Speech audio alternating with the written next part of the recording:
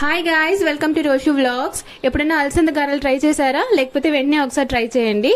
ఇందులో high protein ఉంటుంది, high fibre ఉంటుంది, ఇంకా పొటాషియం, వైటమిన్స్ అండ్ మినరల్స్, చాలా న్యూట్రిషనల్ బెనిఫిట్స్ ఉంటాయి ఇందులో. ఇది ఎలా చేయాలో రెసిపీ ఒకసారి చెప్పేస్తాను, చూసేయండి. ముందుగా అలసందలు తీసుకొని బాగా వాష్ చేసుకున్న తర్వాత ఓవర్ నైట్ నానబెట్టుకోండి. తర్వాత ఒక మిక్సర్ జార్ తీసుకొని అందులో పచ్చిమిర్చి, 4 లవంగాలు, ఉప్పు, మనం నానబెట్టుకున్న అలసందలు వేసి కచ్చపచ్చగా గ్రైండ్ చేసుకోండి.